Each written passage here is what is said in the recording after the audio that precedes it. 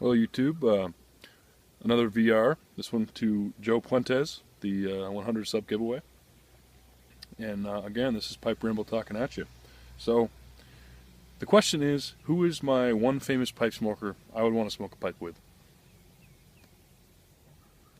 And that would be Ernest Hemingway. Ernest and I have a lot of similarities. He was big on hunting. You know, he obviously smoked a pipe. But he had a lot of mental issues as well, depression, anxiety, and I share those as well, unfortunately. I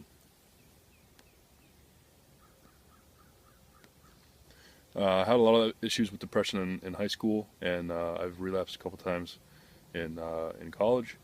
And depression is something that you can't really get rid of. I've found. You know, even if you're feeling good, it can always come back, and it's always a constant battle to try and find happiness in your life and try and realize that, you know, if you're in a shitty place, you're gonna get out of it in the moment. So, yeah, just remember that, guys. If you're feeling like shit, it's only temporary. You're gonna get out of it. So, but why I chose Ernest Hemingway is for the reason I just stated, but he has some really good writing, and my favorite writing of his is the Nick Adams stories. So there's it's about a boy named Nick, and sort of his adventures. Is he did a lot of trout fishing, which I enjoy a lot too. I've been trout fishing since I could hold a rod in my hand. So and there's a lot of wilderness experiences that go on as well. And I'm a wildlife ecology student with a fisheries concentration at the University of Maine. So again, kind of connected there. But I wanted to share a quote about fathers with you guys from the short story Fathers and Sons.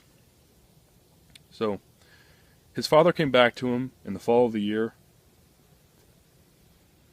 or in the early spring when there had been jack snipe on the prairie, or when he saw shocks of corn, or when he saw a lake, or if he ever saw a horse and buggy, or when he saw or heard wild geese, or in a duck blind, remembering the time an eagle dropped through the whirling snow to strike a canvas-covered decoy, rising, his wings beating, the talons caught in the canvas. His father was with him, suddenly, in deserted orchards and in new-plowed fields, in thickets, on small hills, or when going through dead grass, whenever splitting wood or hauling water, by grist mills, cider mills, and dams, and always with open fires. Now, although Nick has a very negative overall impression of his father, which is the complete opposite of me, this passage still speaks very deeply to me.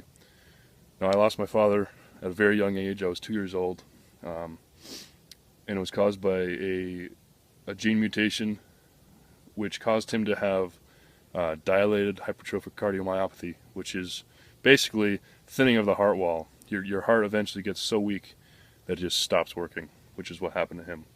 And I do have the gene, unfortunately, but I don't have any symptoms, and I'm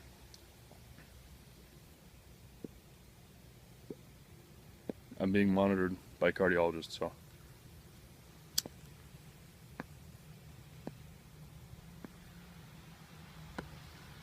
And I don't really let it define me either, you know. Health issues can be kind of scary.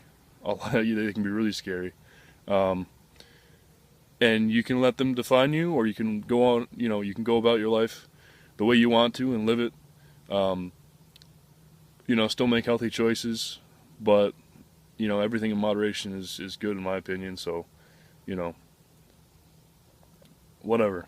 I mean, you know, I smoke a pipe occasionally, but I think, in my opinion anyway, the stress relief that I get from smoking a pipe it far outweighs the negative aspects of smoking. So,